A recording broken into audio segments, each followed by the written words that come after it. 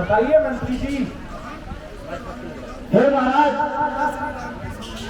जो हमारे महल के चौबारे पर बरामदे में जो महाराज शिव धनुष रखा हुआ था, जिसको 10, 20, 50, 100 आदमी भी मिलकर एक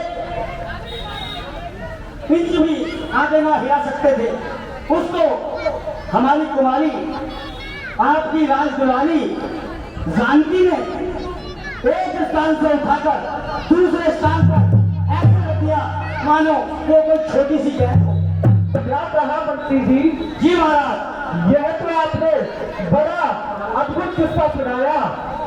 महाराज, यह दृश्य स्वयं अगर कोई और कहता तो शायद मैं उसका विश्वास न करता, लेकिन यह दृश्य स्वयं मैंने अपनी आंखों से देखा और मैंने अपने दांतों तले आश्चर्य के मारे उंगली दबानी।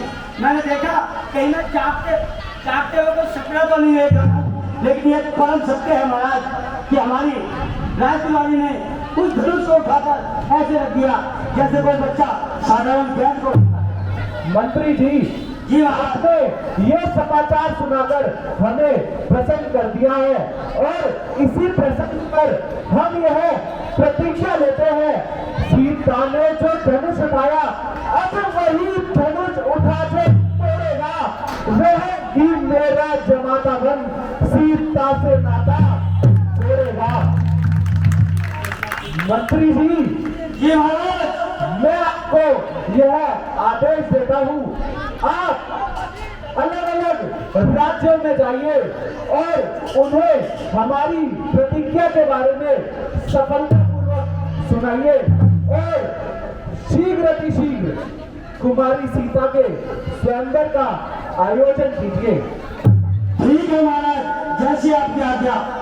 महाराज, ये समय पर मैं अपने को संदेश हर एक राज्य में भेजूंगा और सभी को न्योता देकर सोमवार में आमंत्रित करने की व्यवस्था में देखता हूँ। हाँ भाई मंत्री जी, आ जा, अब तेरा कुछ कर दिखाने का समय आ गया है।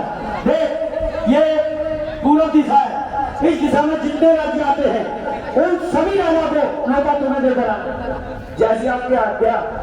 ठीक है, और ये उत्तर दिशा है, इस दिशा में अपने पुत्र शेख राम को भेजना और सभी राजाओं को न्योता उसे देकर आना है, जैसे आपकी आज्ञा।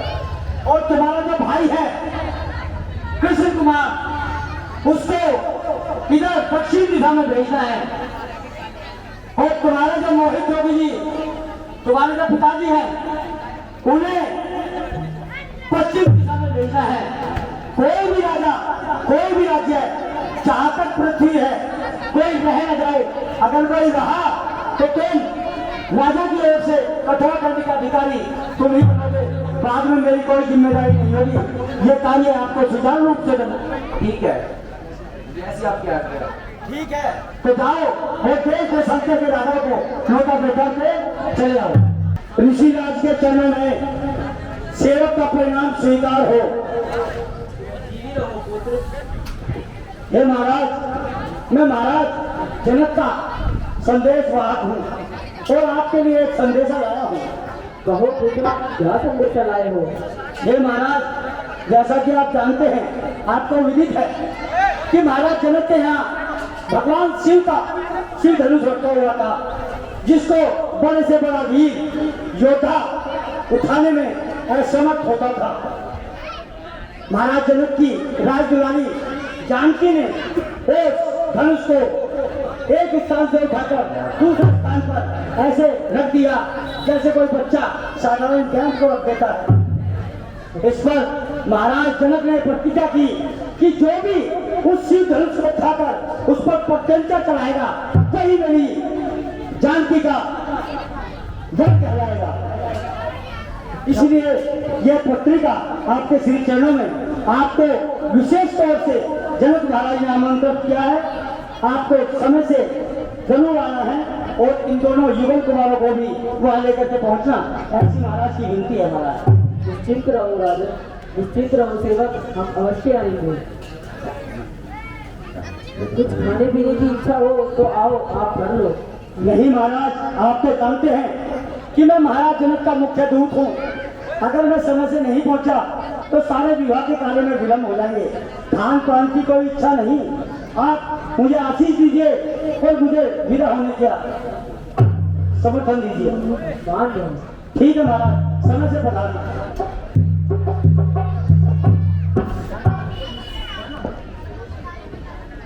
हे मुनिराज, इस पत्र में क्या वृत्तांत लिखा है? हे राम, मिथिलापुर के राजा जनक ने अपनी सुपुत्री सीता का स्वयंवर रचाया है और वर वधू को आशीर्वाद देने के लिए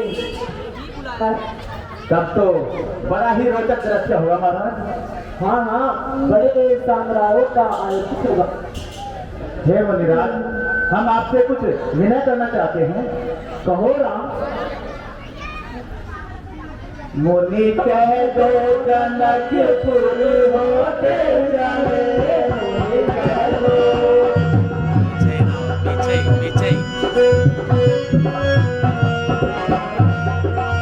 मुनि कह दो जनकपुर होते जाए, मुनि कह दो।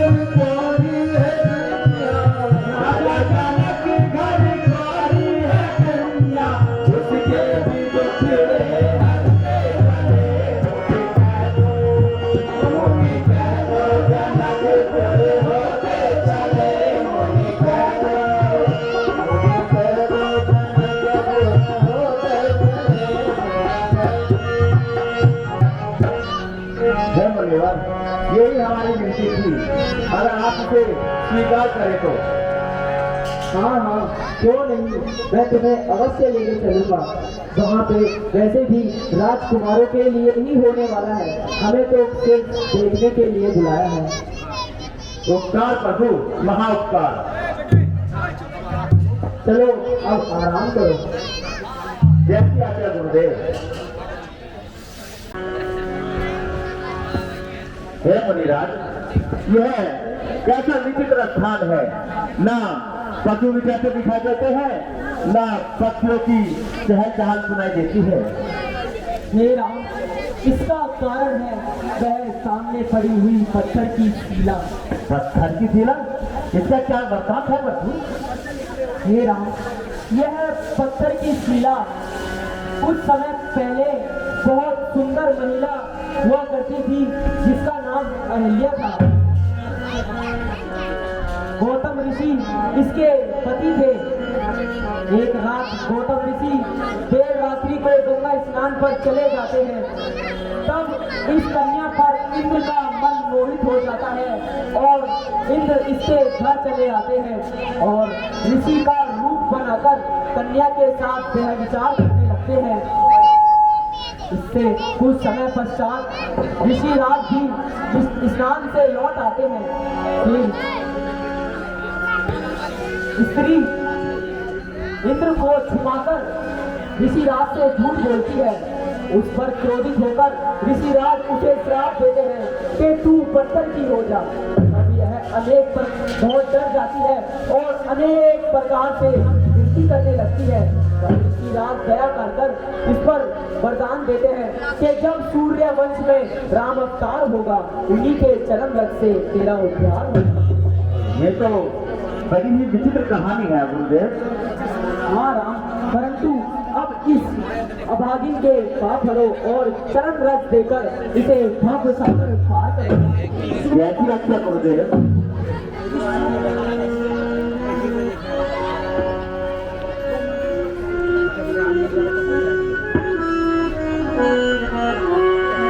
गौतम नारी स्वाप ऊपर दे धरुधी शरण कमल रज चाहती कृपा करो रघुवीर।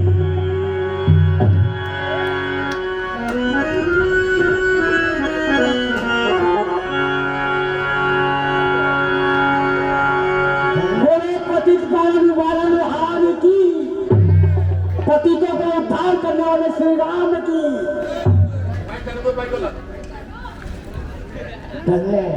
धन्य हे नाथ, आप धन्य हैं। वो जगना को पत्थर से स्त्री के रूप में बदल दिया, आप धन्य हैं। अब मुझे अपने लोग जाने की आज्ञा दे। तथास्तु।